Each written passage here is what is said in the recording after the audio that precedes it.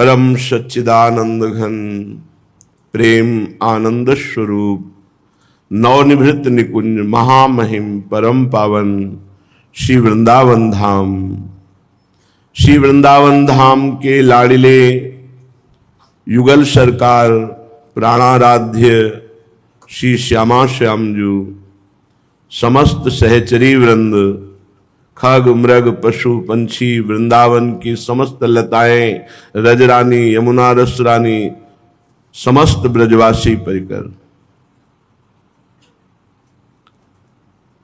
श्री जी की अपार कृपा से हमें जो भगवत प्राप्ति का मार्ग मिला है, बस इसी में सुदृढ़ हो जाना है। जो बाहर से बहरा, खूब प्रवीण होने पर भी गूंगा, बहुत अच्छा दिखाई देने पर भी अंधा जैसा बर्ताव करता है, वही इस प्रचंड माया के आकर्षण से बच सकता है। सुनते हुए भी ना सुने, देखते हुए भी ना देखे, बोलते हुए भी ना बोले, क्योंकि जो हम देखते हैं, सुनते हैं, बोलते हैं, उसका मनन होता है और उसी का प्रभाव पड़ता है पक्का। इसलिए सुनना, देखना और बोलना ये हमारी साधना पर बहुत प्रभाव डालते हैं। महाप्रभु ने इसी को अनन्य करके कहा कि रसना कटो जो अन रटो, और निरखे अन फुटो नयन, श्रवण फुटो जो अन सुनो, श्री राधा जस बैन। बोलना, देखना और सुनना, इन तीन पर शासन किया है कि अगर रस प्राप्ति करनी है तो इन तीन को संभाल ले। रसना कटो जो अन रटो, मेरी जबान कट जाए जो और कुछ बोलूं, मेरे कान फूट जाएं जो और कुछ सुनूं, मेरे नेत्र फूट जाएं जो और कुछ देखूं, ऐसी अनन्यता। हम व्यर्थ की बातें जब सुनते हैं, व्यर्थ की बातें जब हम बोलते हैं, व्यर्थ का दृश्य जब हम देखते हैं, तो व्यर्थ का ही मनन होता है, हमारा समय व्यर्थ हो जाता है। जो समय है वो बहुत कीमती है। एक श्वास की कीमत में पूरी आयु कमाए हुए धन के द्वारा हम दूसरी श्वास नहीं खरीद सकते। इतनी कीमती श्वासें यदि हम प्रिया प्रीतम के चिंतन में लगाएं तो ही सार्थकता है, अन्यथा व्यर्थ है। अमूल्य श्वासों को अमूल्य वस्तु खरीदने में, अमूल्य है प्रभु का नाम, प्रभु का रूप, प्रभु की लीला, प्रभु का धाम। अगर ये चिंतन हो रहा है तो हमारा समय अव्यर्थ जा रहा है, सार्थक हो रहा है, नहीं तो व्यर्थ जाएगा, निरर्थक हो जाएगा। श्रीपाद प्रबोधानंद जी महाराज दिव्य वृंदावन की भूमि को देख रहे हैं। अपार कौतुकमयी भूमि है। कह रहे दिव्यैः कुत्र चिदिंद्र नीलमणिभिर जाम्बू नदैः कुत्रचित् वैदूर्यैः क्वचन क्वाचेन्द्रमणिभिर निहारहीरैः क्वचित् मुक्ताभिः क्वचन प्रवाल निभैः क्वापि क्वा चालोकवि ज्ञातैः क्वापि विनिर्मिता विजयते वृंदाटवी यावनी। वृंदावन की भूमि एक जैसी नहीं है, कहीं एकदम श्याम कांति भूमि है।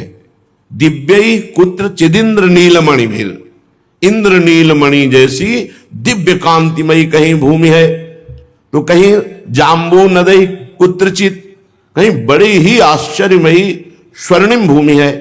जाम्बू नद स्वर्ण को कहते हैं। कहीं इंद्रनीलमणि भूमि, कहीं स्वर्णिम भूमि, और वैदुर्य क्वचन क्वा चेन्द्रमणिभिर निहारहीरैः क्वचित, कहीं वैदुर्यमणि की भूमि, कहीं एकदम श्वेत चंद्रकांतामणि, कहीं हीरों की भूमि, कहीं मुक्ताओं की मोतियों की भूमि, कहीं प्रवाल मूंगों की भूमि, कहीं सुंदर सुंदर विविध रत्नों से खचित भूमि। ऐसी श्री वृंदावन की दिव्य भूमि है और उसमें दिव्य लताएं। केचित पीयूष सारोत्तम परिणतयः केचन क्षीर सारैर दिव्यैः सन्निर्मिता केप्यतुल मद कृतामावशानाम मनाघा केचित सेतोपलाः केप्यति हिमकरका कल्प रूपा इति स्त्री वृंदारण्य द्रुमेन्द्रा दधति बहुविधा राधिका कृष्ण तुष्टे। भूमि तो बड़ी आश्चर्यमयी, कहीं इंद्रनीलमणि, कहीं जाम्बोनद, कहीं मुक्ता, कहीं प्रवाल मूंगा की, कहीं हीरों की जटित भूमि। तो ऐसे ही वृक्ष भी हैं। श्री वृंदावन के श्रेष्ठ वृक्षगण की श्री श्यामा श्याम के चित्त को आकर्षित कर लेते हैं, ऐसे अनेक रूप धारण किए हुए वृक्ष हैं। कोई कोई अमृत बूंदे टपका रहे हैं, जो प्रेमामृत का हृदय में बहुत जोर से प्रवाह प्रकाशित कर दे, ऐसे वृक्षों से अमृतमयी बूंदे टपक रही। ये कोई देवताओं के पीने वाला अमृत नहीं है, ये प्रेमामृत है। वृंदावन के वृक्षों से प्रेमामृत झर रहा है। केचित पीयूष सारोत्तम, अमृत का सार प्रेम, मानो प्रेम वर्षा हो रही हो, ऐसी लताओं से छोटी छोटी अमृतमयी सुगंधित बूंदें गिर रही। तो कोई कोई क्षीर समुद्र जैसी बूंदें गिरा रहा है, जैसे क्षीर समुद्र ऐसे बूंदें दूध की जैसी गिर रही। तो कोई कोई ऐसी मत्तता प्रकट हो, ऐसी बूंदें गिरा रहा है जल की। मतलब कैसी शोभा, भूमि कैसी और वृक्ष कैसे, उनसे छोटी छोटी नन्ही नन्ही फुइयां, कहीं अमृत की तो कहीं क्षीर समुद्र जैसे दुग्ध की, कहीं सुंदर सुंदर सुगंधित पराग से भरे हुए रसमयी बूंदें गिर रही, और कहीं कहीं कर्पूर की पराग की वर्षा हो रही वृक्षों से। श्री प्रिया प्रीतम के मन को मोहित करने वाले ये वृक्ष, कभी कभी देखते हैं कि प्रिया प्रीतम पधार रहे हैं तो एकदम सीधे खड़े होते हैं और तत्काल वो प्रणाम करने के लिए भूमि पर लौट जाते हैं। श्री राधा कृष्ण नरमोक्त्यनुसरण परा बिभ्रता के पिशाखा भूलगना शून भारा बहुशत परितो मंडपाकार रम्या। जे ही देखा वृंदावन की लताओं ने कि श्यामा श्याम पधार रहे हैं, तो फूलों से खिले हुए पूरे लता वृक्ष एकदम भूमि पर झुक कर ऐसे प्रणाम कर रहे हैं। नरमोत्तनुसरण परा बिभ्रता की पिशाखा भूलगनाहा सून भारा, फूलों के भार से मंडित रंग बिरंगे फूलों से देखा प्रिया प्रीतम पधार रहे हैं, तो ऐसे भूमि पर लौट गए। और कभी कभी तो देखा कि प्रिया प्रीतम रसमयी वार्ता करना चाहते हैं, तो बहुशत परितो मंडपाकार रम्या, सैकड़ों वृक्ष एकत्रित हो गए और ऐसे मंडपाकार कि वहां सूर्य की किरणें भी नहीं जा सकती। प्रिया प्रीतम एकांत में वार्ता कर रहे हैं। कहीं कहीं तो प्रिया प्रीतम यहां शयन करेंगे तो हस्ताग्राह्यम प्रसूनाद्यथ परिशिखर स्थंच संधारयंती, जैसे कोई अपने हाथ से सैया की रचना करे, ऐसे पुष्प के सहित डाले ऐसे झंकृत हुई और फूल की गादी बिछ गई और प्रिया प्रीतम उसमें बैठकर खेलते हैं। साखींद्रा यत्र धन्या दिशतु मम शिवम शैव वृंदाटवीम। महाभाग्यशाली कोई ऐसी वृंदावन की शोभा को देख पाता है। ये दिव्य वृंदावन है। ऐसा श्री वृंदावन मेरा ऐसा विधान करे कि मेरे को ऐसी दृष्टि मिले कि मैं ऐसी भूमि को और ऐसी लताओं को देख पाऊं। कोई लताएं केचिन माध्यान्निका दप्यति वहल रुचश्चंड मारतंड कोटिर भ्राज दिव्य प्रभा मंडलत उरुचा के पिकल्पाग्निकोटे केचिद राकेन्दु कोट्य उज्ज्वल शिशिर लसत चंद्रिका चारु रोचि पुंजा गुंजाभिरा मद्युति वितत महामंजुला के पियत्र। वृंदावन में सूर्य प्रकाशित नहीं होता, धाम में सूर्य चंद्र का प्रवेश नहीं है। न तद्भासते सूर्यो न शशांको न पावका यद गत्वा निवर्तन्ते तद्धाम परमम। तो कोई कोई वृक्ष ऐसे हैं जो प्रचंड मारतंड भगवान सूर्य की रश्मियों की तरह तेज प्रकट कर रहे। सी बात कह रहे केचिन मध्यान कादप्यति वहल रुचश्चंड मार्तंड कोटि। अगर 1 करोड़ सूर्य एक साथ प्रकाशित हो तो ऐसी ज्योति हो जैसी किसी किसी वृंदावन की वृक्ष की ज्योति है, पूरा वृंदावन उसी से प्रकाशित हो रहा है, ऐसे करोड़ों सूर्यों की जैसी कांति वृक्ष की है। तो कोई कोई इतने दिव्य जाज्वल्यमान है मानो कल्पाग्नि प्रकट हो गई हो। ऐसे लता समूह है कि जैसे कल्प नाश करने के समय जब अग्नि प्रकट होती है तो ऐसा तेज प्रकट हो रहा किसी लता से, पर वो जलनशील नहीं है, वो शांत और सुखद है, क्योंकि अति सुकुमार तत्व प्रिया प्रीतम इनके पास ही खेलते हैं, विहरण करते हैं। कोई कोई करोड़ों चंद्रमाओं जैसी कांति वाला चांदनी बिखेर रहा है, ऐसा वृक्ष। कोई कोई इतने पुष्प लदे कि एक पत्ता नहीं दिखाई दे रहा, केवल पुष्प ही पुष्प से पूरा वृक्ष महान मनोहर चित्त का अपहरण करने वाले। केचित विद्योतमाना द्वितभिर गणितो दीप्त विद्युल्लतानाम। कोई कोई ऐसा जैसे असंख्यों बिजलियां एक साथ चमक रही हो, ऐसे वृक्ष चमक रहा है, लता चमक रही है। और कोई कोई दिव्य विस्फूर्जत दिव्य कोटि स्फटिक मणि महास्वच्छ भासोपि कोपि।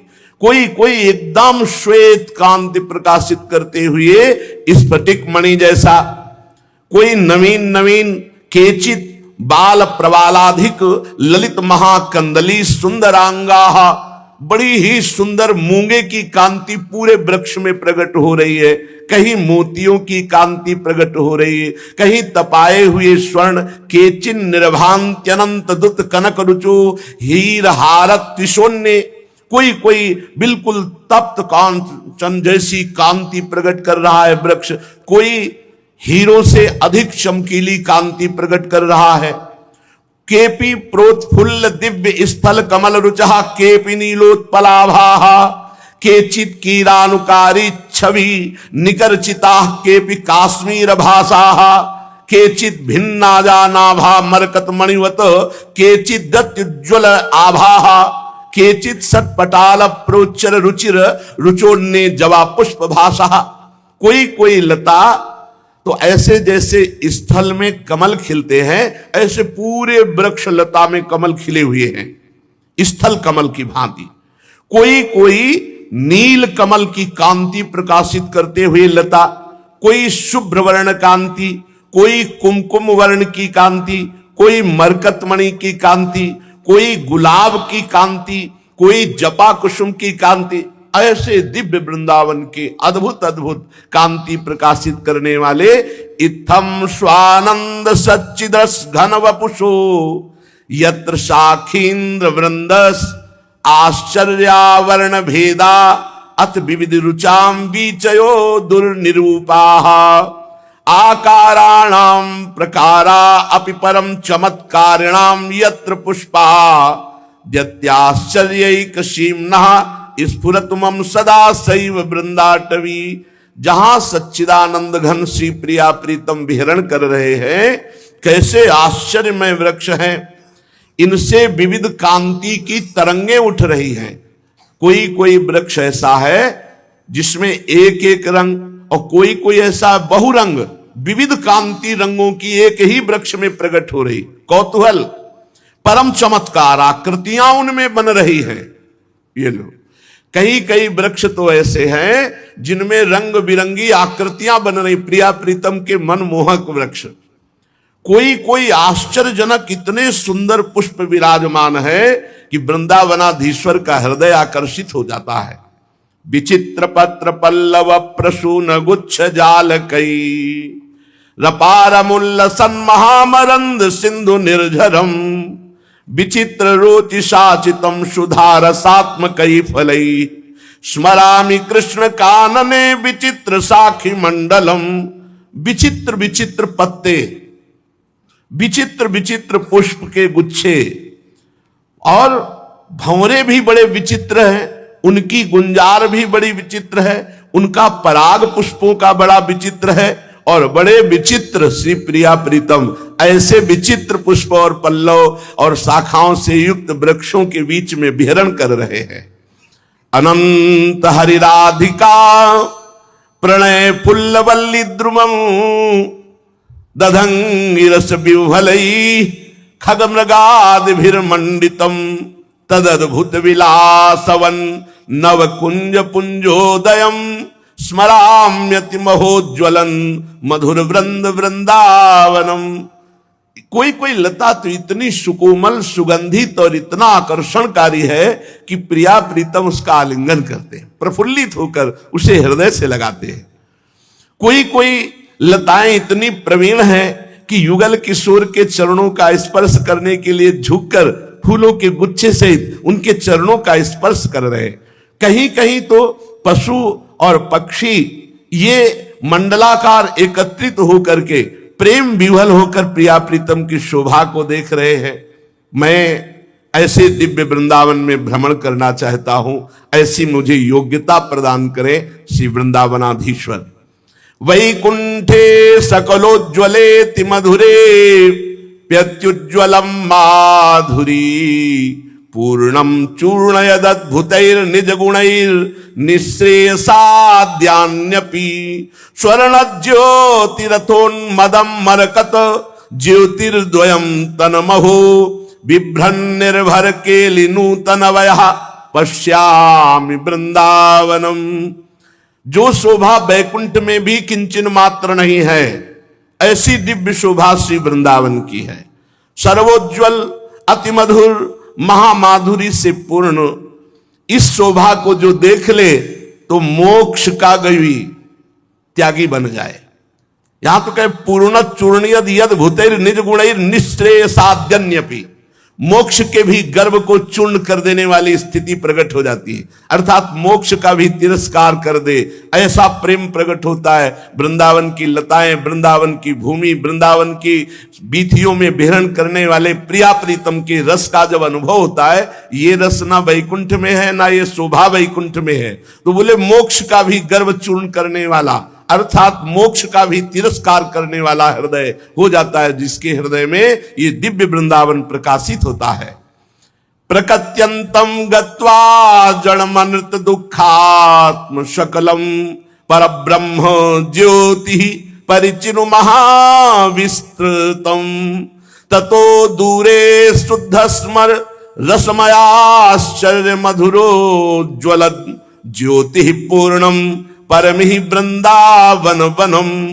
जितने भी दुख हैं वो सब प्रकृति में हैं, और जो वृंदावन का आश्रय ले लेता है, जो वृंदावन के भरोसे हो जाता है, जो वृंदावन का वास स्वीकार कर लेता है, प्रकृति जन्य समस्त दुखों का नाश हो जाता है।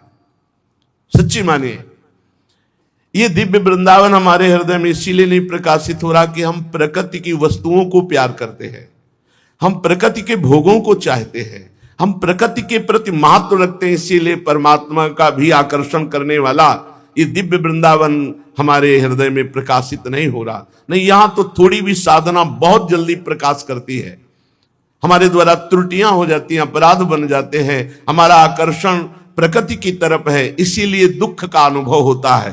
प्रकृत्यंतम गत्वा जड़ मनृत दुखात्म सकलम, जिसकी वृत्ति प्रकृति की तरफ जा रही है, जो प्रकृति को भोगना चाहता है, ये सब प्रकृति ही है, शरीर मन इंद्रियां सब प्रकृति है, जो भी देख रहे हो सब प्रकृति है। गो गोचर जहां लघु मनुजाई सो सब माया जानो भाई, इसके भोगने की जब तक चाह है तब तक ऐसा दिव्य वृंदावन जो आप सुन रहे ये हृदय में प्रकाशित रहे। अगर ये प्रकाशित हो जाए तो कह रहे मोक्ष के भी गर्व का तिरस्कार करने वाला सुख प्रकट होता है, मोक्ष की भी चाह नहीं रह जाती। पर यह प्रकृति जनित आकर्षण बहुत बड़ा है, हम प्रभु के नाम में सुख नहीं ले पा रहे, प्रभु के रूप की तरफ नहीं बढ़ पा रहे, प्रभु की लीला के चिंतन में सुखानुभूति नहीं कर पा रहे, बाहर प्रपंच फैला। इसीलिए शुरुआत की, देखना सुनना और बोलना इस पर शासन हो जाए।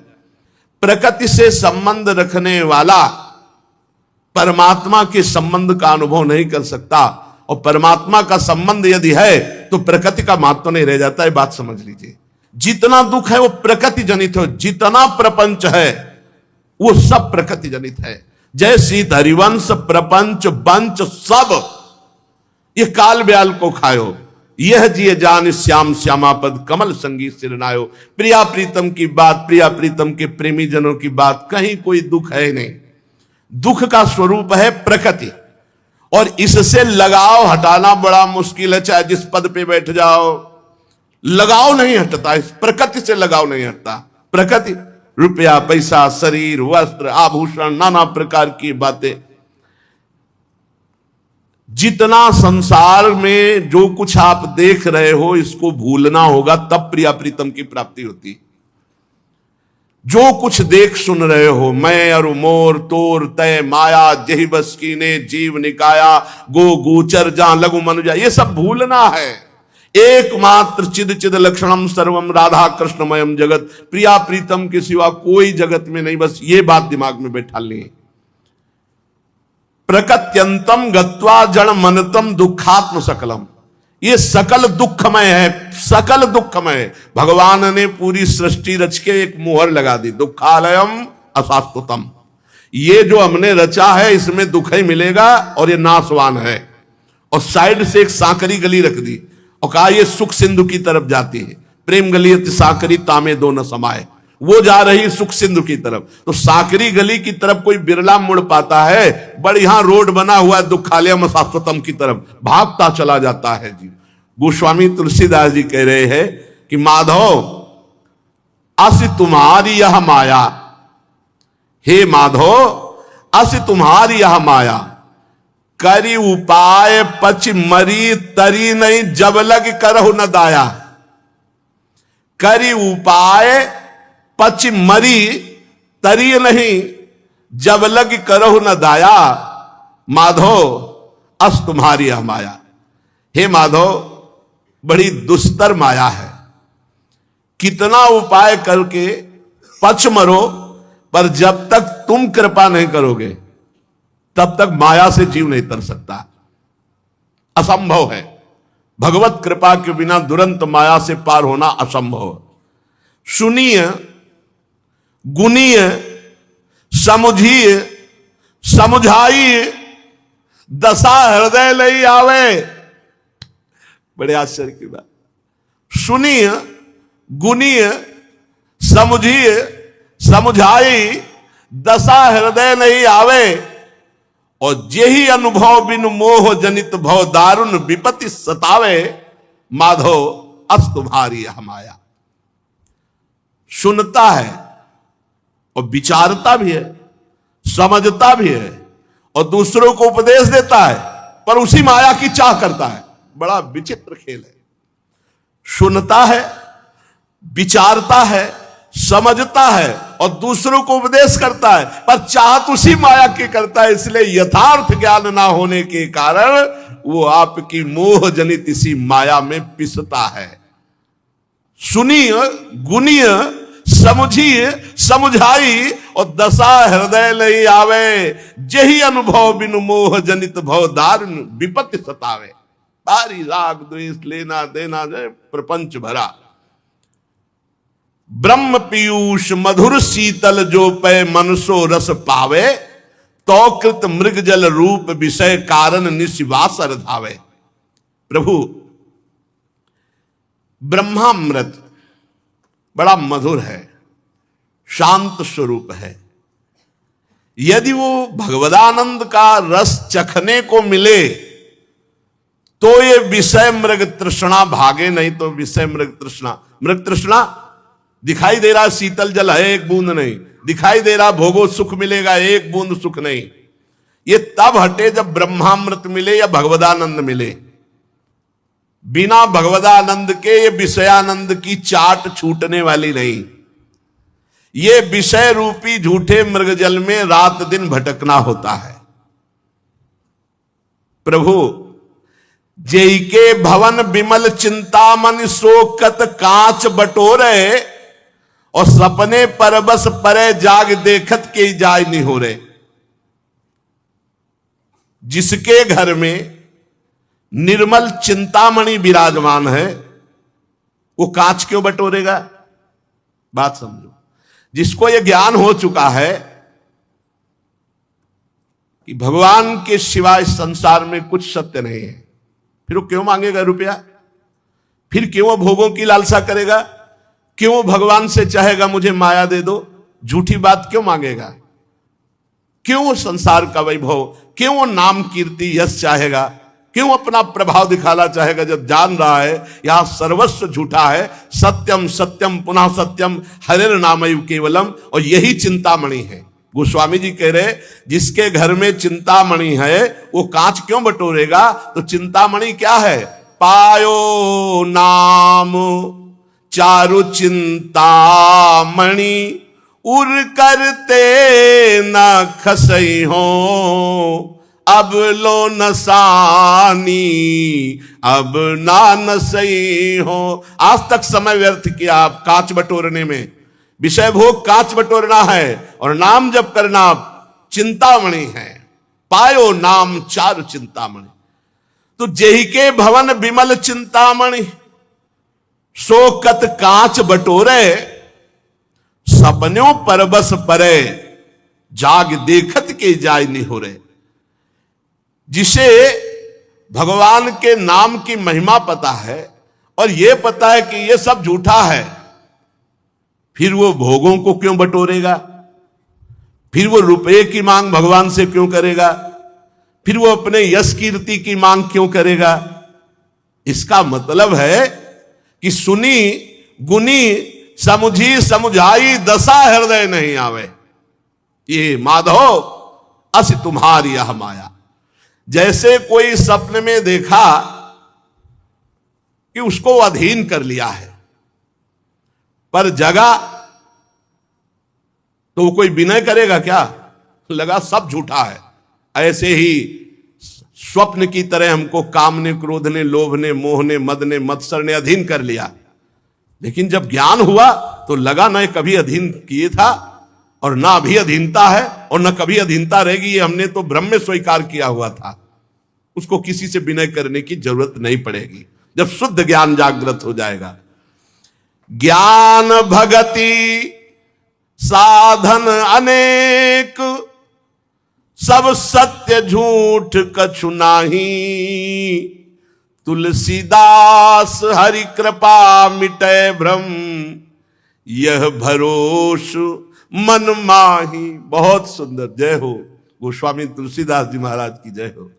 कह रहे कि ज्ञान भक्ति वैराग्य बड़े साधन है इस माया भ्रम को मिटाने के लिए, और सब सत्य साधन है, हम आदर करते हैं, पर हमें एक विश्वास है, हमें एक भरोसा है कि हे हरि आपकी कृपा के बिना ये माया भ्रम हटने वाला नहीं, पक्की बात। और भगवान भी स्वीकार करते हैं, दैवी हेसा गुणमयी मम माया दुरत्या, मामे ये प्रपद्यन्ते माया में ताम तरंते। माधो अस तुम्हारी ये माया, हे हरि आपकी ऐसी प्रबल माया है कि सुनते हुए, समझते हुए, समझाते हुए भी उसी की चाह, उसी की मांग, उसी का प्रभाव, राग द्वेष लड़ाई झगड़ा, ऊंचा नीचा छोटा बड़ा, एक ही चाक में कुल्हड़ बना है, एक ही चाक में सकोरा बना है, एक ही चाक में मटकी बनी है।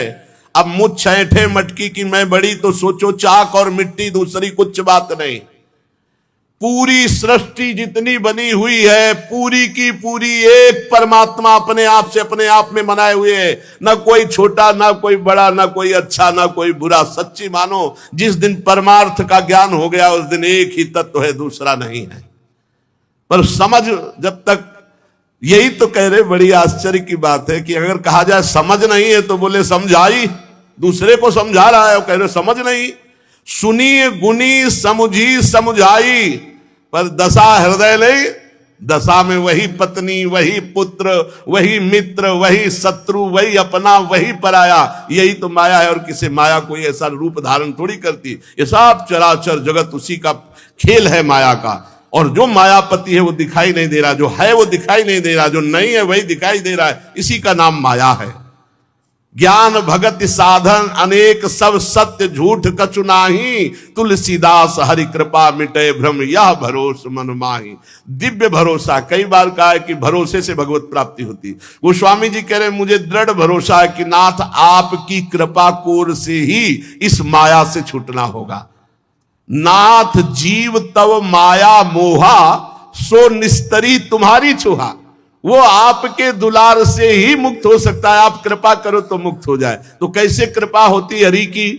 मन क्रम वचन छाड़ी चतुराई, भजत कृपा करी है रघुराई। जो मन वचन कर्म से चतुरता छोड़कर रात दिन भजन करता है, भगवान कृपा करते और माया मन नष्ट हो जाता है। सच्ची मानिए, बिना भगवान की कृपा के बहुत बहुत ज्ञान बघारो, बहुत उपदेश करो, अंदर में वही माया का खेल चलता रहता है। हृदय में कांच बटोरने की वृत्ति बनी रहती है। जो चारु चिंतामणि राधा नाम है, चारु चिंतामणि हरिवंश नाम है, चारु चिंतामणि राधा वल्लभ नाम है, वहां स्थिति नहीं रहती, वहां महत्व बुद्धि नहीं रहती। नहीं तो त्रिभुवन की राज्य लक्ष्मी देने पर भी जो आधे पल के लिए अपने प्रभु का विस्मरण ना करे, वही महाभागवत है, वही भक्त है। हमारी दशा कहां है? हमारी दशा चंद रुपयों में, चंद भोगों में, चंद आकर्षण में, चंद वाह वाह मान बड़ाई में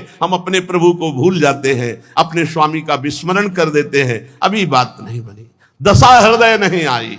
हमारे हृदय में दशा तभी मानी जाएगी जो हम जानकारी दूसरों को देते हैं वो अपने जीवन में आचरण में होनी चाहिए। जो वैराग्य का उपदेश दूसरों को देते हैं वही वैराग्य हमारे आचरण में हो, हमारे जीवन में हो, तभी तो साधुता, नहीं तो पाखंड ही तो कहा जाता है। उसी को तो पाखंड कहा जाता है कि पाखंड कर रहा है, वाणी से कुछ बोल रहा है, हृदय में कुछ चल रहा है, आचरण कुछ और है। बिन विवेक वैराग्य भक्ति बिनु सत्य नये को मानो, भगवत विमुख कपट चतुराई सो पाखंड जानो। बात कही जाए धर्म की और आचरण हो हमारा धर्म विमुख, तो पाखंड ही तो है। बात कही जाए वैराग्य की और आचरण हमारा वैराग्य से विमुख रागमय है, तो पाखंड ही तो है।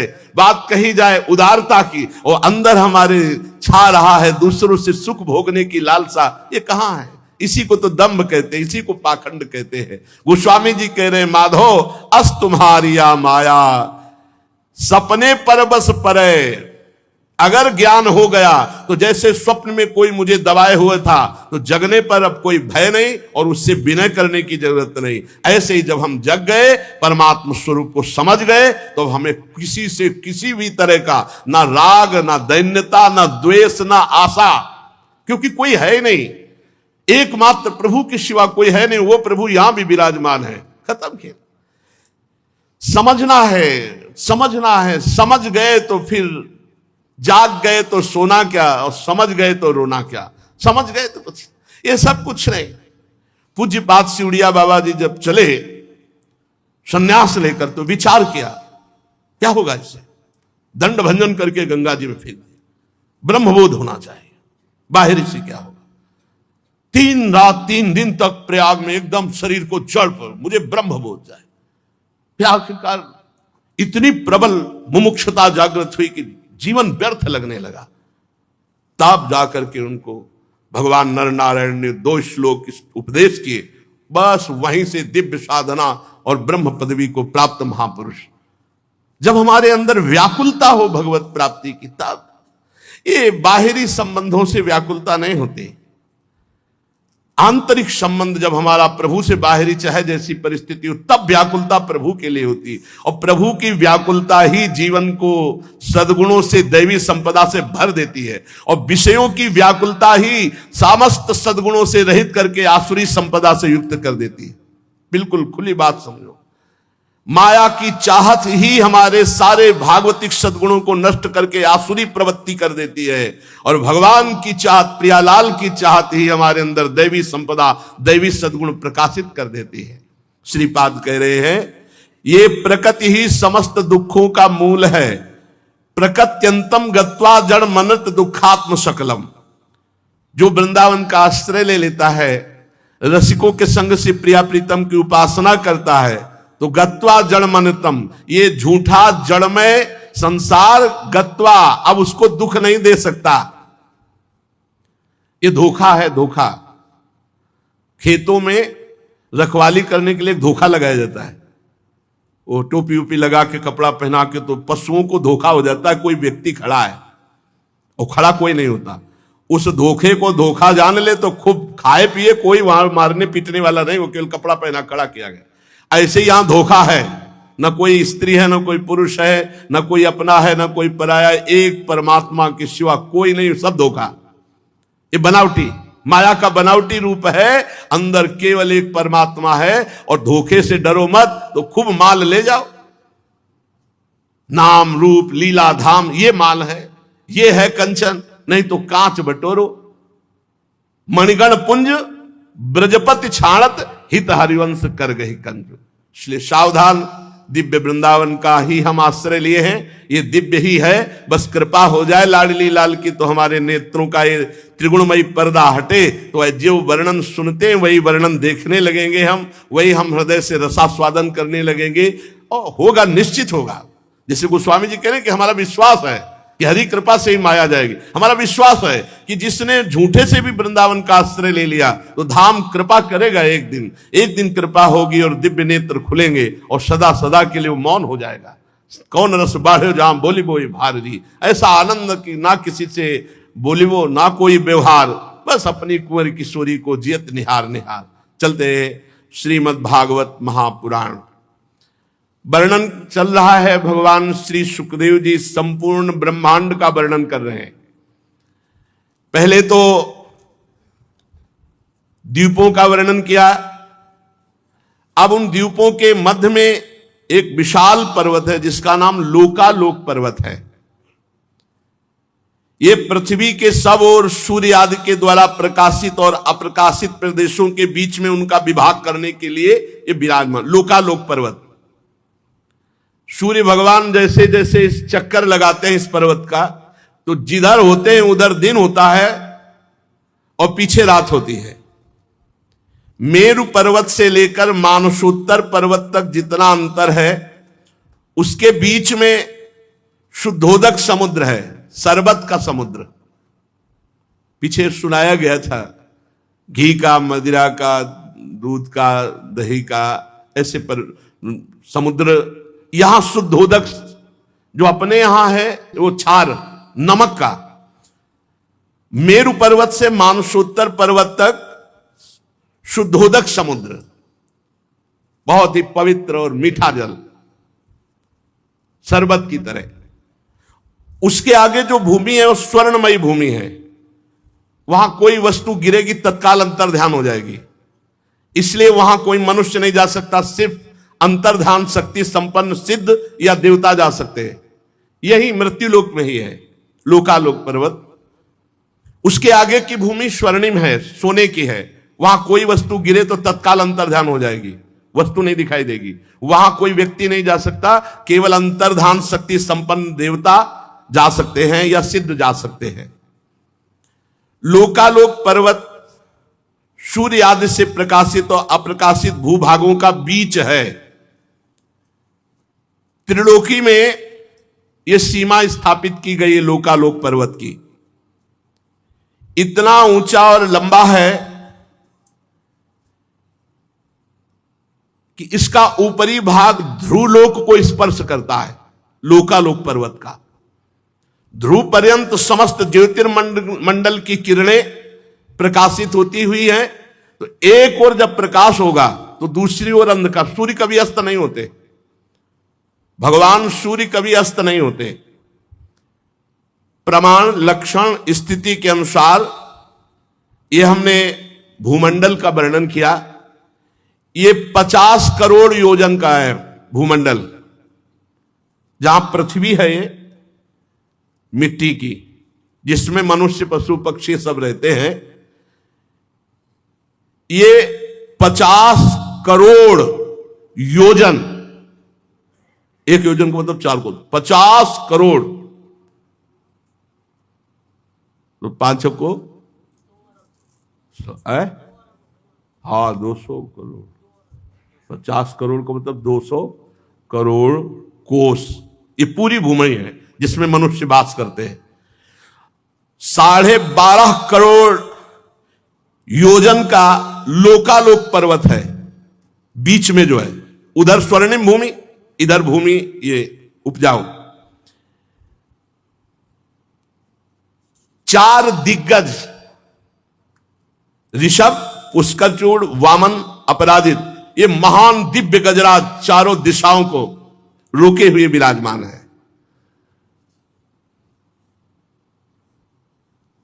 दिग्गजों को इंद्रादि लोकपाल लोगों के कल्याण के लिए विराजमान किए हुए ये दिग्गज सर्वांतर्यामी परम पुरुष भगवान विश्वक्सेन इनको अपार सामर्थ्य दिए हुए योग माया से रचे हुए भगवान के भूमंडल का वर्णन हुआ। सूर्य की स्थिति, वैसे विज्ञान कहता है कि भूमि घूमती है, लेकिन हमारा शास्त्र कहता है कि सूर्य चक्कर लगाते हैं। पृथ्वी के बीच में जो ब्रह्मांड का केंद्र है, ब्रह्मांड गोलक, वो 25 करोड़ योजन का है। 25 करोड़ योजन का है। 50 करोड़ भूमि योजन ये है। उधर तो स्वर्णिम भूमि है लोकालोक पर्वत के, वहां देवता या सिद्ध अंतर ध्यान शक्ति संपन्न जा सकते हैं। और इस को प्रकाशित करते हैं, इसलिए भगवान सूर्य का नाम एक मार्तंड हुआ। हिरण्यमय ब्रह्मांड ये भगवान विराट से प्रकट हुआ, इसलिए इसे हिरण्यगर्भ भी कहते हैं।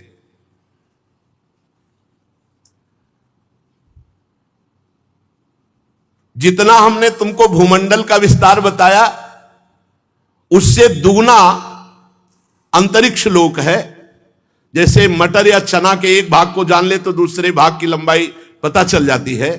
जितना भूमंडल है 50 करोड़ योजन, और उधर तो द्युलोक भी इतना ही है।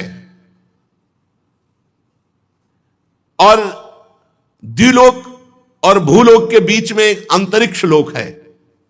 ये दोनों का संधि स्थान है। मध्य भाग ग्रह नक्षत्र विराजमान है। अंतरिक्ष में भूमंडल और अंतरिक्ष के बीच में ही ये ग्रह नक्षत्र दिखाई दे रहे हैं। इनके ऊपर द्युलोक है, जहां किसी यंत्र का प्रवेश ही नहीं हो सकता है। वहां तो आगे द्युलोक में फिर स्वर्ग आदि की तरफ यात्रा सब सिद्ध और देव पुरुष करते हैं। अंतरिक्ष में कुछ सीमा तक ये यंत्र आदि जा सकते हैं। भगवान सूर्य उत्तरायण और दक्षिणायन इस गति से चलते हैं। मकर आदि राशियों में ऊंचे नीचे समान स्थानों में जाकर कभी दिन को बड़ा करते, कभी रात को बड़ा करते, कभी दिन को छोटा करते, कभी रात को छोटा करते हैं।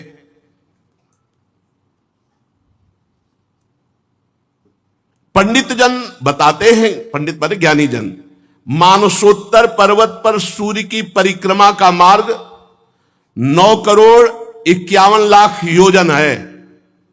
एक राउंड 9 करोड़ 51 लाख योजन। मेरु पूर्व की तरफ जब भगवान सूर्य जाते हैं तो देवराज इंद्र की जो देवधानी अमरावतीपुरी है उसको प्रकाशित करते हैं। उसके आगे जब दक्षिण की तरफ बढ़ते हैं तो यमराज की संयमिनीपुरी है। फिर जब पश्चिम की तरफ बढ़ते हैं तो वरुण जी की निम्लोचनी, और उत्तर की तरफ तो चंद्रमा की विभावरी। इन पुरियों को प्रकाशित करते हुए भगवान सूर्य आगे बढ़ते हैं तो सूर्योदय, मध्याह्न, सायंकाल, अर्धरात्रि,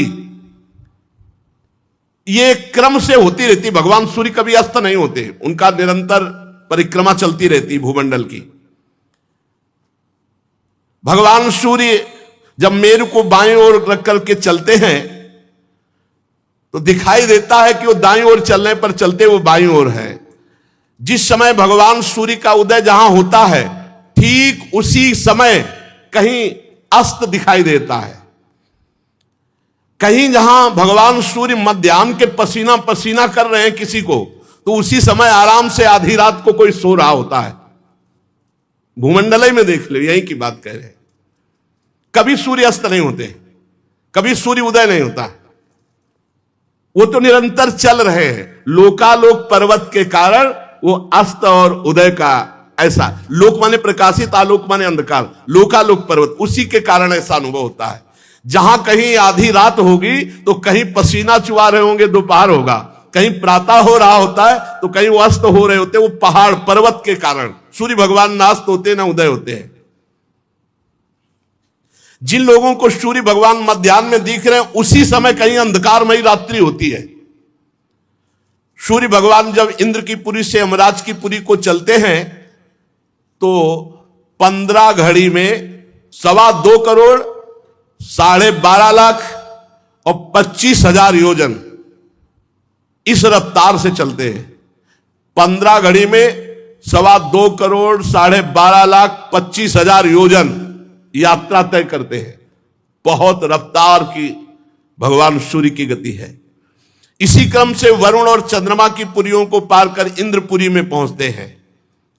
इस प्रकार चंद्रमा आदि अन्य ग्रह भी ज्योतिष चक्र में अन्य नक्षत्रों के साथ उदित और अस्त होते रहते हैं। भगवान सूर्य का वेदमय रथ एक मुहूर्त में 34,800,000 योजन की रफ्तार से चलता है। एक मुहूर्त में, बहुत छोटा समय मुहूर्त होता है, 34,800,000 योजन की रफ्तार से चलता है। आज तक हमें लगता है कोई ऐसी गाड़ी नहीं बनी होगी, कोई हेलीकॉप्टर या कोई भी वाहन नहीं बना होगा। नहीं, ऐसा नहीं बना होगा कि एक मुहूर्त में 34,800,000 योजन, कोई नहीं। इस रफ्तार से सब पूरे ब्रह्मांड को प्रकाशित करते हुए भगवान सूर्य संवत्सर नाम का एक चक्र पहिया, 12 मास रूपी अरे, 6 ऋतु रूपी नेमी, 3 चौमासे रूपी नाभि और रथ की धुरी का एक सिरा मेरु पर्वत की चोटी पे रखा हुआ है और दूसरा मानसोत्तर पर्वत पे, और निरंतर भगवान सूर्य का रथ घूमता रहता है। एक पहिया सुमेरु पर्वत पर, एक मानसोत्तर पर्वत पर, और बीच से एक यंत्र गया जो ध्रुवलोक से कनेक्शन है। जैसे ऊपरी भाग को रोके तो ऐसे रथ से ऊपर ध्रुवलोक से कनेक्शन। एक पहिया सुमेरु, एक मानसोत्तर पर्वत, और बीच की यात्रा चलती है जिसमें भगवान सूर्य बैठते हैं। वो सिंहासन रथ का जानते हो कितना बड़ा है? 36 लाख योजन। सूर्य भगवान को ऐसे थोड़ी कि हमारे तुम्हारी तरह वैसे बैठे हैं कि हाथों हाथ में बैठ गए। 36 लाख योजन रथ में बैठने का स्थान है भगवान सूर्य के। रथ पूरा जो रथ है वो 9 लाख योजन चौड़ाई, तो जिसमें बैठते हैं 36 लाख योजन, और पूरा रथ ऐसे 9 लाख योजन का है। जुआ जिसमें घोड़े, तो वो 36 लाख योजन का लंबा जुआ है। तो घोड़े कौन है? साक्षात गायत्री। 7 छंद जो गायत्री के मूर्तिमान वहां अश्वरूप धारण करके विराजमान है। और सारथी कौन है? अरुण जी महाराज, गरुण जी के बड़े भाई अरुण जी। इनके कमर के नीचे का अंग तैयार नहीं हुआ था, आगे प्रसंग में आएगा। ये भगवान सूर्य की तरफ मुख करके बैठते हैं, आगे की तरफ नहीं, आगे की तरफ पीठ करके बैठते हैं। भगवान सूर्य की तरफ मुख करके बैठते हैं महाराज अरुण, गरुण जी के बड़े भाई अरुण जी। ये सारथी हैं भगवान सूर्य के। गायत्री मूर्तिमान छंद, ये 7 घोड़े हैं। रफ्तार एक मुहूर्त में 34,800,000 योजन। भगवान सूर्य इस रथ पर विराजमान होकर भूमंडल को प्रकाशित करते हैं। सूर्य देव की तरफ ही मुंह करके अरुण देव उनके सारथी बैठते हैं। विश्व में दूसरा कोई सारथी नहीं इनके सिवा, कोई सारथी नहीं कि भगवान सूर्य के सामने बैठ जाए। अरुण देव ही महाराज है। माता की गलती के कारण नीचे के अंग तैयार नहीं हो पाए थे, आगे प्रसंग आएगा तो कहीं। और 60,000 ऋषि बाल खिल्ले ये स्तुति करते हुए चलते हैं। 60,000 बाल खिल्ले ऋषि ये भगवान सूर्य के रथ में भगवान सूर्य की स्तुति करते हुए चलते हैं। ऋषि, गंधर्व, अप्सरा, नाग, यक्ष, राक्षस, देवता, ये 14 कोई नृत्य कर रहा है, कोई गान कर रहा है, कोई स्तुति कर रहा है, कोई ऐसे चलते हैं भगवान सूर्य। जैसे भगवान सूर्य चल रहे तो गंधर्व गान कर रहे, अप्सरा नृत्य कर रही, ऋषि स्तुति कर रहे, ऐसे चलते हैं भगवान सूर्य। भगवान सूर्य भूमंडल में 9,51,00,000 योजन लंबे घेरे में से प्रत्येक क्षण में 2-2 हजार योजन की दूरी तय करते, प्रत्येक क्षण में।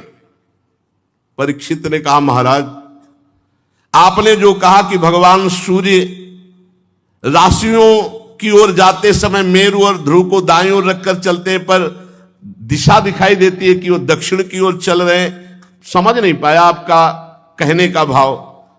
श्री सुखदेव जी महाराज कह रहे, कुम्हार के घूमते हुए चाक पर बैठ करके अगर चींटी देखे, चींटी चाक में बैठी हुई है और चाक घूम रही, तो चींटी विभिन्न स्थानों में दिखाई देगी, लेकिन बैठी एक ही जगह है, विभिन्न स्थानों में घूमने के कारण दिखाई देगी। इसी प्रकार नक्षत्र और राशि ये काल चक्र में पड़कर ध्रुव और मेरु को दाएं रखकर घूमने वाले सूर्य को ये स्थित दिखाई देते हैं। ग्रह नक्षत्र तारे तो लगता है सूर्य दाईं ओर चल रहे हैं, पर सूर्य दाईं ओर नहीं चल रहे, सूर्य बाईं ओर चल रहे हैं, वो ग्रह नक्षत्र वहीं विराजमान है, इसलिए ऐसा दिखाई देता है। ये आदि पुरुष भगवान नारायण का स्वरूप ही है सूर्य भगवान, साक्षात नारायण। बोले कहां है भगवान, तो देखो ना किसने सूर्य भगवान को प्रकट किया है, कौन प्रकाश दे रहा है। प्रत्यक्ष में भगवान नारायण है सूर्य भगवान। ये वेद में विग्रह से 12 मासों को विभक्त करते हैं और 6 ऋतुओं को, यही भारत देश में, अन्यत्र ये नहीं है। 6 ऋतुएं अन्यत्र नहीं है। आप देखो कहीं कहीं एकदम शीतलता ही शीतलता मिलेगी, गर्मी, बरसात, हेमंत, ये शिशिर, ये सब कहीं तो एकदम ठंड, और कहीं इतनी गर्मी की पूछो मत। वर्णाश्रम धर्म के अनुसार इन्हीं भगवान सूर्य नारायण की उपासना करके परम पद को भी प्राप्त किया जाता है। सूर्य भगवान संपूर्ण लोकों की आत्मा है,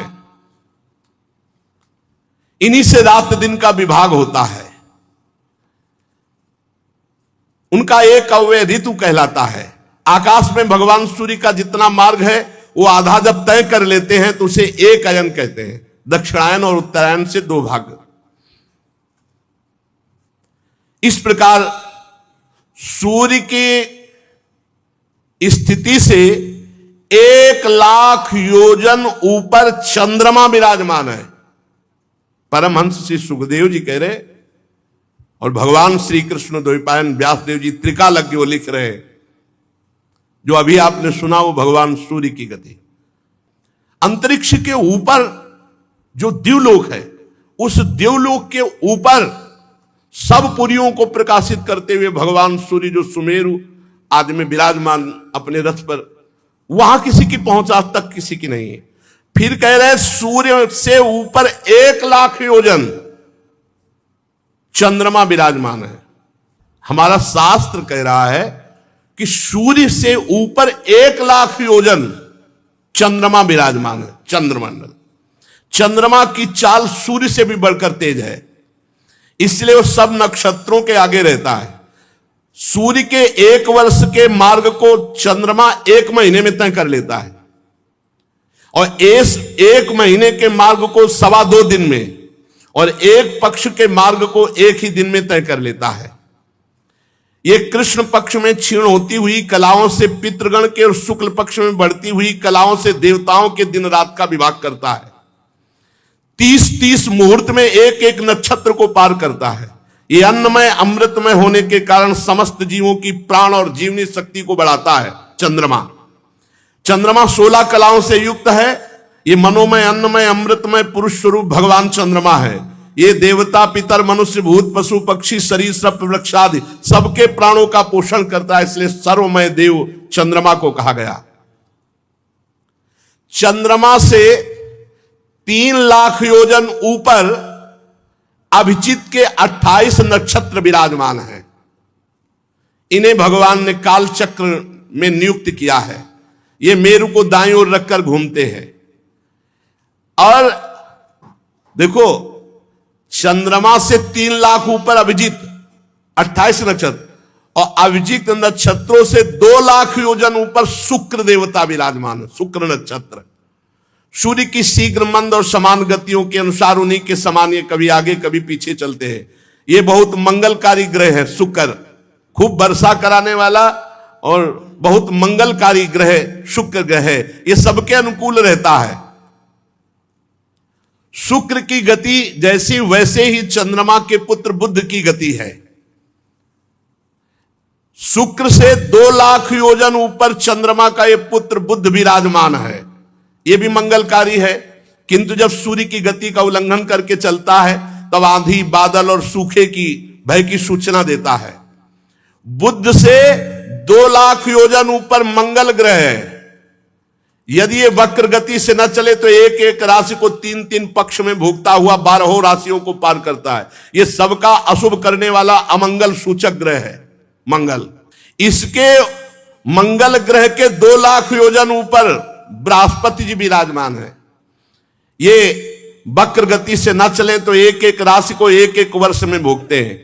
ये धर्म से चलने वाले ब्रह्म ऋषियों के सदा अनुकूल रहते हैं बृहस्पति गुरुदेव। और बृहस्पति जी के ऊपर 2 लाख योजन के ऊपर शनि भगवान विराजमान है। 30-30 महीने तक एक एक राशि को भोगते हैं। ये सब राशियों को पार करने में 30 वर्ष लगाते हैं। ये सबके लिए अशांति कारक है। अगर ये विपरीत हो जाए तो बहुत ही हानि पहुंचा दे शनि भगवान। वो है सबके विपरीत ही। भगवान का भजन कर लो तो इनकी विपरीतता काम नहीं करेगी, और अगर भगवान का भजन नहीं करोगे तो ये है जैसे मंगल है और शनि है, मानो जेलर, जो बुरा करेगा बहुत, और भगवान के शरण में रहोगे तो सब मंगल करेंगे। जो पे कृष्ण चरण मन अर्पित तो करी है का नवग्रह रंक, हरिवंश महाप्रभु कहते। और शनि भगवान से 11 लाख योजन ऊपर सप्त ऋषि विराजमान है। ये ध्रुवलोक की परिक्रमा करते रहते हैं और सब पूरे विश्व का मंगल करने की भावना रखते हैं। सप्त ऋषियों से 13 लाख योजन ऊपर ध्रुवलोक विराजमान है। चरम सीमा है ये ऊंचाई की। ये आकाश जो देख रहे हो ना, ये अनंत है। ये सीधा ऊपर लंबाई है, किसी की पहुंच नहीं, किसी की पहुंच नहीं। भगवान विष्णु का परम पद जो ध्रुव जी को मिला, ये सप्त ऋषियों से 13 लाख योजन ऊपर है। अगर सब जोड़ किए जाएं तो होश उड़ जाएंगे कि ध्रुव जी कहां विराजमान है। बहुत ऊंचाई पर सबसे उत्तानपाद के पुत्र परम भक्त जहां ध्रुव जी विराजमान है, तो अग्नि देवता, इंद्र देवता, प्रजापति, कश्यप, धर्म, सप्त ऋषि सब प्रदक्षिणा करते हुए प्रणाम करते रहते हैं ध्रुव जी को। कल्प पर्यंत रहने वाले लोक इन्हीं के आधार से स्थित है। जैसे किसी यंत्र के द्वारा बीच में किसी को रोका जाए, ऐसे भगवान सूर्य के रथ का कनेक्शन है ध्रुवलोक से, ऐसे ऊपर से पकड़े हुए, और 2 इधर बीच में पूरा राउंड मारते रहते हैं। सदा जागते रहने वाले अव्यक्त भगवान काल के द्वारा ग्रह, नक्षत्र, ज्योतिर्गण ये निरंतर घुमाए जाते हैं, पर ध्रुवलोक आधार स्तंभ की तरह रहता, कभी नहीं घूमता, सब इनकी परिक्रमा करते हैं। कोई भगवान की योग माया से युक्त, इसे शिशुमार चक्र भी कहते हैं, जो ध्रुव जी की परिक्रमा करते हैं। ध्रुव जी का लोक जो वर्णन है, परीक्षित, कुछ लोगों का कथन है कि सूर्य से 10,000 योजन नीचे राहु नक्षत्र घूमता है। यह देवत्व को प्राप्त हो चुका है। समुद्र मंथन के समय जब अमृत निकला था तो इसने चोरी चोरी पी लिया था। यह सिंगिका का पुत्र असुराधम इस पद के योग्य तो नहीं था, पर इसने देवत्व प्राप्त कर लिया राहु ने, क्योंकि भगवान दैत्यों की तरफ देखकर ऐसे मुस्कुराते हुए पिलाते चले जा रहे थे। तो इसने देखा कि मामला तो गड़बड़ है, कलश तो पूरा उलटने वाला है। तो सूर्य चंद्रमा के बीच में होकर तो कहा, भगवान ये तो पी लिया, तो अभी गले के नीचे नहीं ले जा पाया था, सुदर्शन चक्र से उड़ा दिया, तो ऊपर का देवत्व को प्राप्त हो गया। इसका वर्णन हम आगे करेंगे। सूर्य का जो ये अत्यंत तपता हुआ मंडल है, ये 10,000 योजन का है। सूर्य नहीं, सूर्य तो आप देखें जितने में बैठे थे, मंडल तेज, ये 10,000 योजन का, 10,000 योजन का। चंद्रमा का मंडल 12,000 योजन का है, और राहु का मंडल 13,000 योजन का, इसीलिए वो ऊपर छाता है तो सूर्य और चंद्र ढक जाते हैं। अमृत पान कर किए हुए राहु ये देवताओं के समान हो चुका है, क्योंकि अमृत पान कर चुका है। चंद्रमा और सूर्य के बीच में बैठा था तो चंद्रमा और सूर्य ने ही पोल खोल दी, भगवान ये तो दैत्य है, तो तुरंत सुदर्शन चक्र से, तो उस दिन से वैर भाव रखकर अमावस्या और पूर्णिमा को चंद्र ग्रहण और सूर्य ग्रहण ये करता है। और ये बड़ा है, मंडल इसका बड़ा है 13,000 का, तो इसलिए ढक लेता है। तो सूर्य और चंद्रमा से वैर करने के कारण भगवान ने सुदर्शन चक्र को आज भी नियुक्त कर रखा है सूर्य और चंद्रमा की रक्षा के लिए। तो ये डरता रहता है, केवल चंद्र ग्रहण और सूर्य ग्रहण जो अमावस्या पूर्णिमा को होता है भगवत विधान से उतने ही समय के लिए नहीं, हर समय डरता रहता है। निरंतर सुदर्शन चक्र घूमता रहता है और रक्षा करता रहता है सूर्य और चंद्रमा की। राहु उद्विग्न नहीं कर पाता, नहीं उद्विग्न कर दे सूर्य और चंद्रमा को, इतना बलवान है। ये सुदर्शन के तेज से उद्युग्न होकर कुछ मुहूर्त वो सूर्य चंद्र के समीप जाता और डरकर भागाता, उसी को ग्रहण कहते हैं। राहु से, अब ये नीचे की बातें होती चली जा रही, ऊपर की सुन। राहु से, सूर्य से नीचे 10,000 योजन पर राहु है, और राहु से 10,000 नीचे योजन, 10,000 योजन नीचे जितने सिद्ध हैं, चारण हैं, विद्याधर हैं, इनके स्थान हैं। यहां वायु की गति जा सकती है और बादल दिखाई दे सकते हैं। यह अंतरिक्ष लोक है। अंतरिक्ष में यक्ष, राक्षस, पिशाच, प्रेत और भूत, इनका विहार स्थल है अंतरिक्ष लोक। उससे नीचे, अंतरिक्ष लोक से नीचे 100 योजन की बीच की दूरी है जहां से पृथ्वी है। यक्ष, राक्षस, पिशाच, प्रेत, भूत ये अंतरिक्ष लोक में वास करते हैं। अंतरिक्ष लोक से हजारों योजन ऊपर सिद्ध, चारण, विद्याधर, उनसे 10,000 योजन ऊपर राहु, और राहु से 10,000 योजन ऊपर सूर्य मंडल, सूर्य नहीं सूर्य मंडल, उसके नीचे 100 योजन का जो मार्ग है, फिर ये पृथ्वी लोक में आता है। 100 योजन 400 कोस, और 4 से 1200 किलोमीटर। जहां तक हंस, गिद्ध, बाज और गरुड़ ये उड़ सकते हैं, वहां से पृथ्वी की सीमा लागू होती है। उसके ऊपर अंतरिक्ष की सीमा रहती है। अगर अंतरिक्ष की सीमा में पहुंच जाए तो गुरुत्वाकर्षण बल और अंतरिक्ष के ऊपर वो बीचे में हिलगा रहे। एक स्थिति ऐसी है जो ना पृथ्वी का आकर्षण नीचे का खत्म हो जाता है, ऊपर का आकर्षण ऊपर को बीचे में, जैसे त्रिशंकु हिल गए आज भी कहा जाता है, त्रिशंकु, त्रिशंकु की तरह वहां पहुंच जाने पर नीचे नहीं आया जा सकता। उसके ऊपर भूत, प्रेत, पिशाच, राक्षस, ये अंतरिक्ष लोग। हंस, गिद्ध, बाज और गरुड़ आदि प्रधान प्रधान पक्षी जहां से वहीं तक पृथ्वी की सीमा है। पृथ्वी का विस्तार तो सुनी चुके हैं। अब पृथ्वी के नीचे लोक हैं, इसके नीचे भी है अतल लोक, वितल लोक, सुतल लोक, तलातल, महातल, रसातल, पाताल, ये नीचे के हैं। भूधरा समझो इनको। 14 भुवन का एक पूरा मकान समझो ब्रह्मांड, जिसे 7 ऊपर के और 7 नीचे के।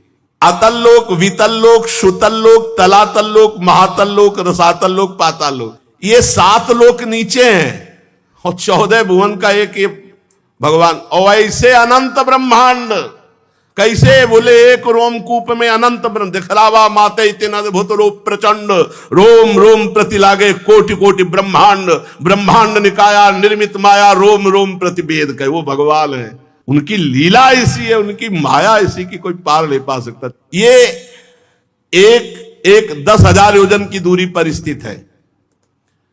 10,000 योजन।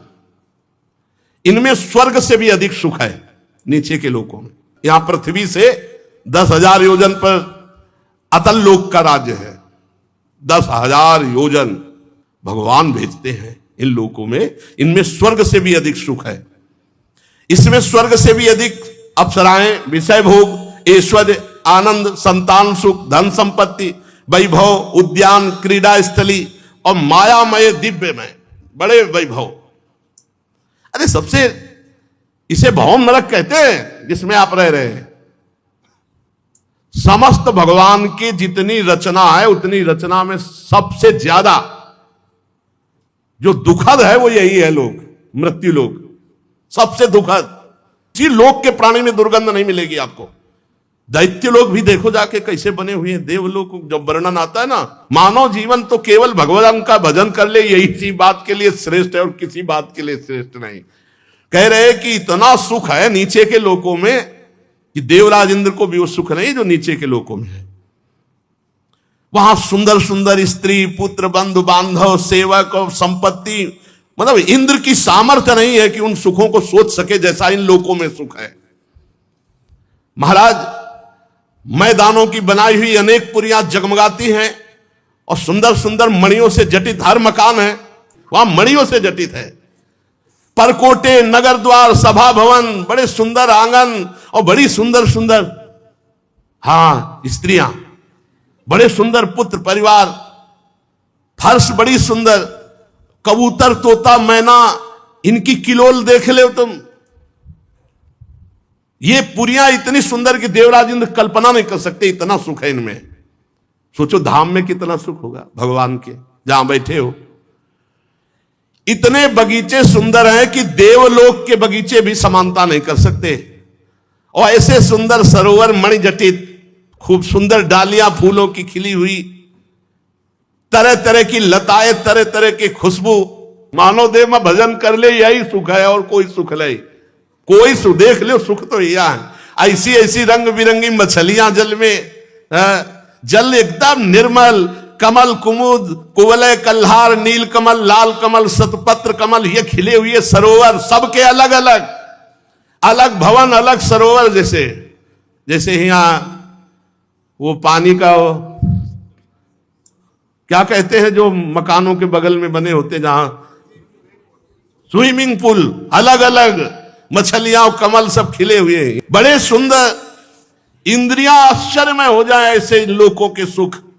अच्छा वहां सूर्य का, चंद्र का प्रवेश नहीं है नीचे के लोकों में, ऊपर के लोकों में तो है।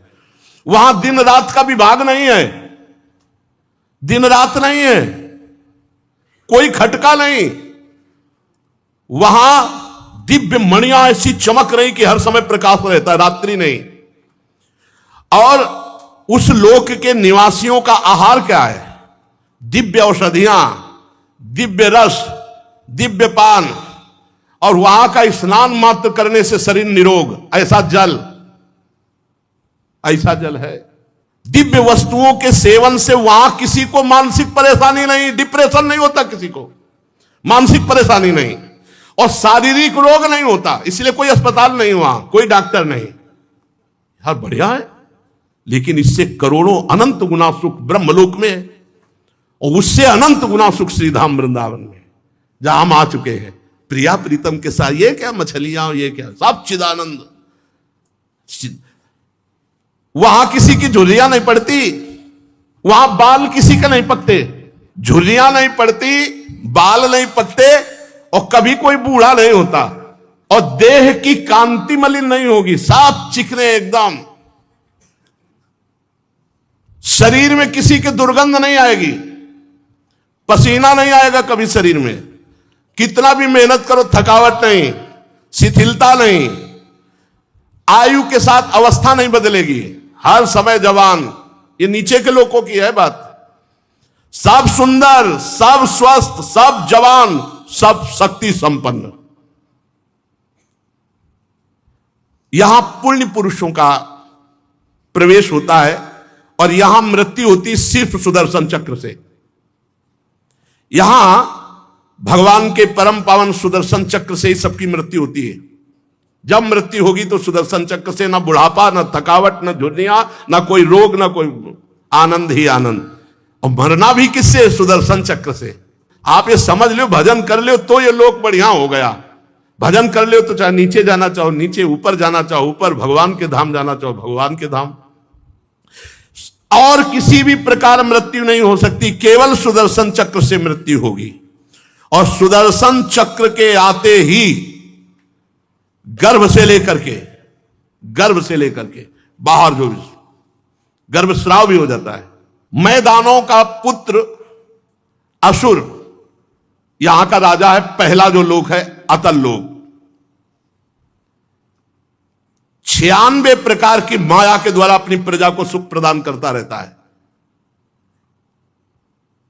और कोई ऐसा मायावी नहीं है जैसा मैदानों सृष्टि में मायावी हो। उसका पुत्र मैदानों का असुर बल 96 प्रकार की माया के, और हमारे भगवान अनंत माया के अधिपति हैं, हम उनके दास हैं। उसने एक सुंदर स्त्री जाति प्रकट की है अपने लोक में, जम्हाई लेकर, उसका नाम स्ववैरिण। ऐसी कामनी है ही नहीं सृष्टि में जैसी उसने पैदा की है, स्वयं प्रकट किया उसने। स्वैरिणी ये ऐसी कामिनी है, कोई ऐसा नहीं जो लुभायमान ना हो जाए, अपने देश में रखता है। अतल लोक में स्वयं प्रकट किया है। फिर दूसरी प्रकट की है पुष्चली, महान चंचल स्वभाव की। तीसरी प्रकट की है कामिनी। 3 प्रकार की स्त्रियों के द्वारा उसने अपने इस अतल लोक को शोभायमान किया है। एक बहुत ही चंचल स्वभाव की कामाशक्त, जैसे स्वभाव के होते ऐसे, और एक महान कामिनी और एक स्वैरिणी। जो स्वैरिणी है वो केवल अपने पति का ही आश्रय लिए रहती है, और जो 2 प्रकार की हैं वो पूरे नगर को, पूरे अतल लोक को अपने अधीन रखती है, ऐसी सुंदरियां। और वहां एक दिव्य आसव है जिसका नाम हाटक है। हाटक, ये हाटक रस ऐसा है कि जो पुरुष पी ले तो उसकी सामर्थ्य का पार नहीं है। तो ये जो वहां की रहने वाली मैदानों के द्वारा प्रकट की हुई स्त्रियां, ये पहले पुरुष को हाटक रस पिलाती है। अब वो अपार बल से संपन्न, हाव भाव चितवन प्रेममयी मुस्कान प्रेमालाप आदि के द्वारा पूरे के पूरे लोक को अपने अधीन रखती हैं। हाटक रस पी करके वहां मदांध रहे लोग, उनको 10-10 हजार हाथियों का बल प्राप्त होता है। 10,000 हाथियों का बल सब। पर ये सब भोग लोक हैं, इनमें भजन भगवान का नहीं है, इनमें साधना नहीं है। फिर अतल लोक के नीचे जो लोक हैं उनकी चर्चा आगे होगी, लेकिन लुभायमान मत होना, ये सब स्वप्न है, थोड़ा अच्छे स्वप्न है। और वृंदावन धाम, साकेत धाम, कैलाश धाम, वैकुंठ धाम, ये सब चिदानंद है, ये सत्य है। और ये असत्य जब प्रलय होगी ना तो ये सब ऊपर नीचे सब, सबसे नीचे वर्णन आएगा भगवान संकर्षण का। अनंत फणधारी भगवान शेष जिस समय छोड़ते हैं विषैली अग्नि, तो नीचे से सब भस्म होते हुए ऊपर तक सब भस्म हो जाते हैं, ब्रह्मलोक तक नष्ट हो जाता है। इसलिए कहीं लुभायमान मत होना। लुभायमान हो प्रिया प्रीतम उनके परम धाम वृंदावन। सोचो ये मायाकृत है, अनंत लोकाधिपति भगवान श्री कृष्ण को जो मोहित कर ले वो वृंदावन धाम है।